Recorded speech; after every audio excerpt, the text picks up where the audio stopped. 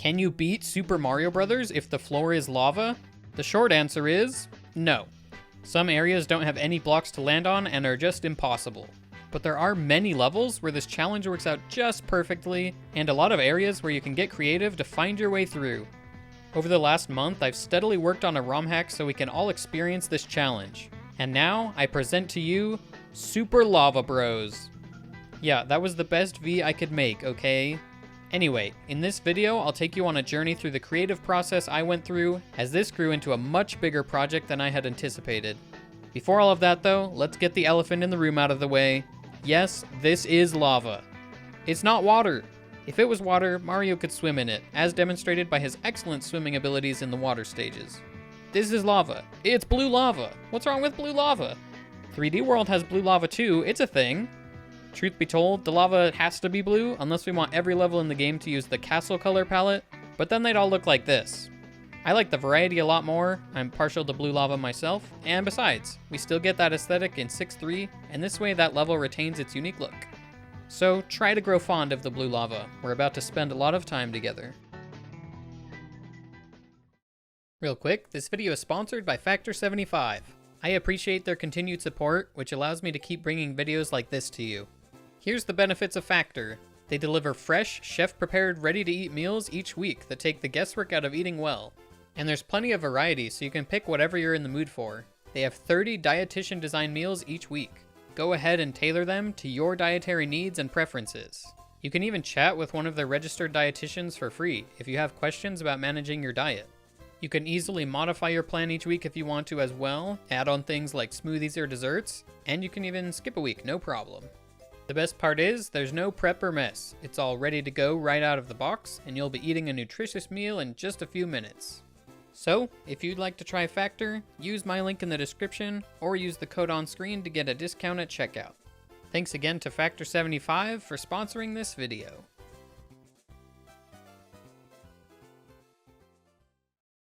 When I first wanted to experience Super Mario Bros. With the floor as lava, I thought I'd spend about an hour making it. I really thought I'd slap lava floors onto every stage, fix some parts that were impossible, and call it a day.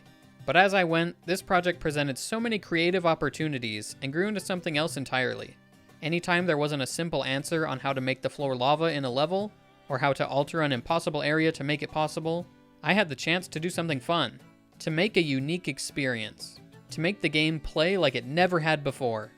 As we go along, you'll see exactly what I mean, and why I even had to make a few different versions of this hack, which will all be made available for you to try yourself, by the way. Alright, let's get into it. Starting things off in 1-1, we can't just immediately drop Mario into the lava. So, I guess we'll start each stage with enough ground to reach the first platform, and then make things lava from there. We can make steady progress jumping from pipe to pipe, but then we reach our first problem area. We can't make it across this gap. Even if we made the invisible 1-up block already hit, that still wouldn't be enough. So, we'll have to use the pipe. Now there's the question of what to do in the underground. I can't make the whole floor lava, or else you'd have to do this really hard wall jump to avoid dying, and even then you wouldn't be able to get in the pipe. I think I'll just add a little bit of lava to each of these underground rooms to give them some flair, but we can't make the entire floor lava. After exiting the pipe, we have an easy time getting to the end of the stage. There was a large portion of the stage we missed out on playing, but you can give it a go if you die near the end and respawn at the midway checkpoint. I made sure to put all the midways in places that work, although you do have to hold A to buffer a jump as soon as you reappear and guide Mario to safety. Alright, with 1-1 done, now's a good time to share that I had 2 top-level speedrunners of this game playtest the hack, and I'll include clips from their playthroughs to capture their thoughts and reactions to it. So throughout the video, we'll get to see reactions from Nifsky. Dude, I love this so far, honestly. And also from GTAce. Alright, this'll be fun. Nifsky tended to take things very cautiously throughout the whole playthrough, scrolling the screen as much as he could before each jump. He did make sure to do a flagpole glitch now and again though. Meanwhile, GTAce blew on through like another day at the speedrunning office. Okay, let's talk about 1-2 now. Here's where things get really interesting. We can jump up onto these blocks and then make our way over to this sort of W-shaped thing, but what should we do from here? This is where we have to ask ourselves what the goal of the ROM hack is. Do we want to find out what's technically possible, even if it's insanely hard? Do we want to just make a fun hack that doesn't require glitches and really precise tricks to beat? How much of the original level layout do we want to modify? This is the point where I decided to make multiple versions of this hack. One would require glitches and all sorts of tight jumps to find out what's possible without modifying the original layouts too much, and still making a very unique experience. This version would be for very experienced players, and even encourage the use of save states, because some areas are just so precise.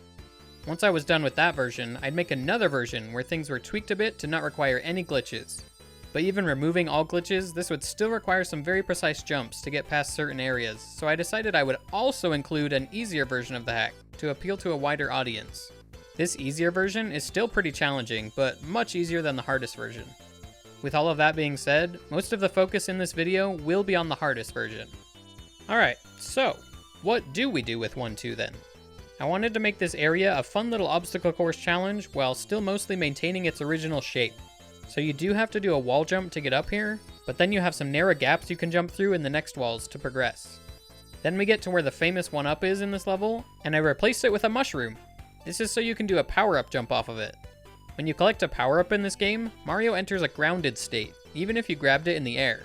If you're not holding jump when you grab the power-up, you can start holding jump during the animation and buffer a mid-air jump out of it.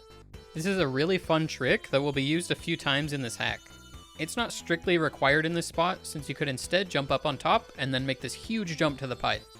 Things are pretty straightforward from there to the end of the level. And speaking of straightforward, 1-3 is already a stage that doesn't have much of a floor, so the gameplay of that level is mostly unchanged. That brings us to 1-4. The castle stages in this hack are some of the most fun and interesting. They presented unique opportunities to decide what to do. I wanted most of the floor to be lava, so I had to come up with creative new layouts for them. This stage features a bunch of firebar blocks, so we can use those to jump across. We'll need to build a bit of a bridge to make it past this first section though. There, now that should be pretty interesting. Then we come to this big open room with invisible coin blocks. I decided to make the invisible coin blocks already collected, so you can use them as platforms to cross. That will be kind of a theme with most of the invisible coin blocks throughout this hack. Finally, we arrive at Bowser. What should I do with the Bowser fights? They all take place on this bridge, which is over a lava floor. Should we call that good? Nah, I think we should have a little more fun with them. There. Now the Bowser fights will be a very unique challenge each time. Alright, on to World 2. I won't always go into detail about each level, but I'll cover all of the most interesting parts. Near the start of 2-1, we have this gap which we can't quite make. You could do a wall jump, but I decided to make this invisible coin block visible, turn the 1-up into a mushroom, and allow for a power-up jump to clear it. We can now make it quite a bit farther into the level, but eventually there's this huge gap. The checkpoint has us reappear just below where the vine is, so let's try that path. After running through the sky, we drop down right on this block and can complete the level. Nice. Next up is 2-2. This is normally a water stage. What do we do with water stages? Well, to me, it looks like he's going in this pipe, which will take him down into the lava. So, let's go down into the lava. Now this is Super Lava Bros. These under lava levels let us experience the swimming stages, but with regular running and jumping. Most of it works out pretty well. This here is a bit of a problem spot, but we can clip in the wall to jump up past it. And then this spot here is really cool. You can just barely jump all the way up. Moving on to 2-3, this level has a bunch of bridges. I decided to break some of them. Each segment has a unique bridge layout, and this last one works perfectly just the way it was in the original game. I have to include this bit from Nisky's playthrough, where he was very determined to collect this power-up. That's it, that's it, that's it. Yes! Yes! Super impressive. 2-4 is another castle and another opportunity for a unique stage. I think it was pretty clear what needed to be done on this stage. Yep, that works out perfectly. Now you have to jump from firebar to firebar, and it's pretty tough. When we get to Bowser, we can use this row of blocks that was already here to help us cross the gap. Perfect. That's 2 worlds down, and we're just getting started. Here in 3-1, there's a gap we can't cross, but we can go in the pipe just before it. It's crazy how many times that will be the case throughout this game. After coming out of the pipe, the rest works out very well. It's a perfect floor is lava level. 3-2 on the other hand doesn't work out so well. This stage is mostly focused on kicking Koopa shells into a bunch of enemies, so there are huge sections with no blocks to stand on. On stages like these, I tried to come up with a unique theme each time. So here, I decided to keep ground wherever there were background elements, like trees or fences. That works out near perfectly. I did have to move just a couple blocks around to make it work though. I moved the power up to right here, so you can do a mushroom jump across the gap. The rest works out pretty well, including this huge jump off of the star block. 3-3 is very similar to 1-3, where the gameplay doesn't change too much. Let's keep moving on to 3-4. The biggest question for me was what to do in this long corridor. Then I had an idea. There's a few places in this game where you can do a fun clip using the edge of the screen, like here in 1-4. I thought it would be fun to use this type of clip as a bridge to get over the lava. From there, we can keep going on and beat Bowser, using some of the bricks and the floating platform.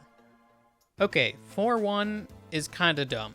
I tried to work with the blocks that are already there and make a path through the stage. I spread these coin blocks out, I moved the mushroom block over here, but I was kinda mean and required you to bounce off of Lakitu to clear some of these gaps. It's cool looking, but I'm definitely not going to require that in the easier versions of the hack. This is also where I started getting a little cheeky with some of the flagpoles. Oh no, what's going on? This stage has a multi-coin block next to the flag, and I really wanted it to be required to jump off of it, so I spread things out pretty far. 4-2 is an infamous stage. It of course has the warp zone, which I made accessible by making the invisible blocks pre-hit for you. The pipe we normally wrong warp with in speedruns turns out to be the required path through the stage if you don't go to the warp zone.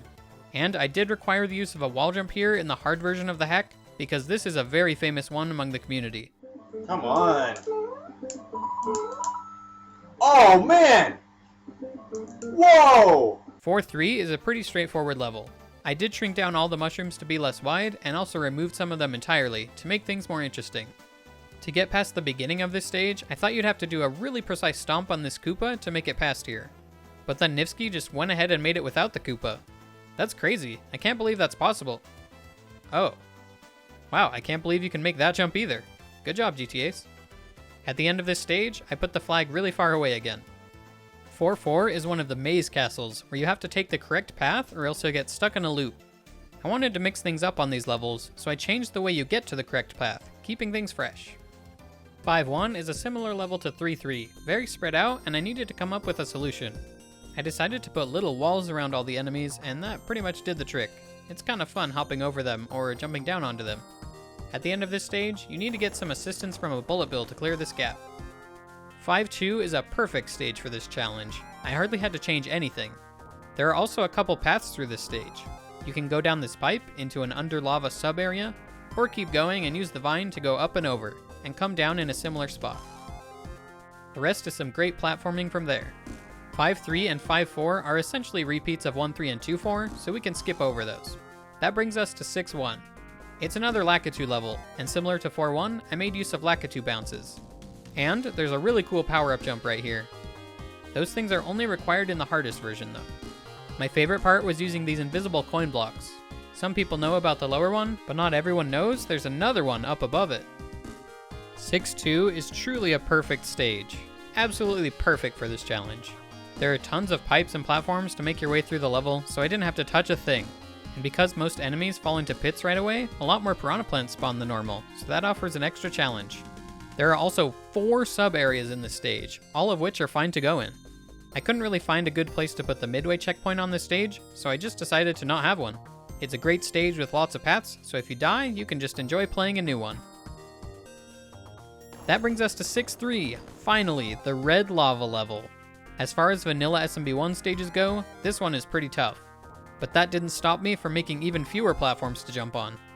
Here at the end, you have to bring this lift up to make the next jump, and then make sure you don't let the platforms fall too far so you can make it to the flag. 6-4 is next, and it's a repeat of 1-4, so the only key thing to mention is that Bowser starts throwing hammers at this point. This fight is incredibly hard, unless you manage to take the power-up all the way to the end and use it to damage boost through the hammers. Here's a funny battle that GTA's had with this Bowser. Oh, what do I do, man? The platform... I also added an extra platform to go under this Bowser on the easier version of the hack. 7-1 is a straightforward level, and 7-2 and 3 are repeat stages, so let's jump all the way to 7-4. This is another maze castle, and I really shuffled up the maze. My favorite part of this stage, though, is it has the most unique Bowser fight. I just really wanted a Bowser fight where you went underneath the Bowser Bridge. That was a little too easy for the hard hack, though, so I made a whole maze out of the fight. It's pretty tricky to find your way past his hammers, but once you do, it's really satisfying to snake your way through this arena. Alright, we've made it to World 8. 8-1 is another spread out stage where I had to come up with a theme. I saw there were a lot of pits in this stage, so I thought maybe I could swap anywhere there was ground and pits. That wasn't quite enough, so I also put brick blocks under all of the enemies. Now it's totally backwards from usual, and you have to jump in all of the places you normally wouldn't. Don't be deceived by the stairs at the end though. They may look friendlier than usual, but if you fall in the last one, you'll be met with a fate worse than death. 8-2 was a pretty cool stage. I had to move exactly one block to make this stage work. That block was the 1-up block. With it moved, you can spring up through and run over the top. But I didn't just delete the 1-up block, I moved it over to here. Now with some assistance from a bullet bill, you can clear this gap. Nice. For 8-3's theme, I left ground anywhere there were big castle walls in the background. This stage is actually probably easier than normal, because the Hammer Brothers end up jumping down into the lava most of the time. You can easily collect the power-ups to plow through the final set of Hammer Bros, and jump on the hidden coin block to get to the end. And that brings us to 8-4, the final level. The first room had a long stretch of nothing, so I just made things a bit more intense. I really love this stage from the second room onwards though. Somehow things work out perfectly, so you can just jump from pipe to pipe with no floor. This spot right here is the classic wall jump pipe in speedruns, so I of course had to require a wall jump to get up onto it. In the easier versions, I made the invisible block already present. In the third room, you can once again just barely jump from pipe to pipe. And that brings us to the water section. I mean the lava section. Running through this area instead of swimming through is pretty surreal. But once we do, we find ourselves in the last room of the game. After a very difficult battle with the final Hammer Bro, which is the true final boss of the game in my opinion, we can jump up to Bowser's Domain and navigate this tricky arena to finish our playthrough of Super Lava Bros. I hope you enjoyed this ROM hack and hearing about the creative process. This project took a ton of effort to bring to you. Hacking this game isn't as simple as it might seem, even with an editor, because you can't always just place things wherever you want to. I also encountered some really frustrating bugs in the editor that completely ruined the entire hack and all of the levels a few times.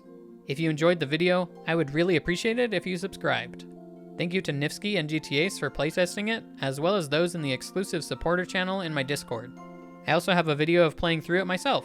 You can find it on my second channel, Cosmic Speedruns, which you can also subscribe to if you're interested in my stream highlight content.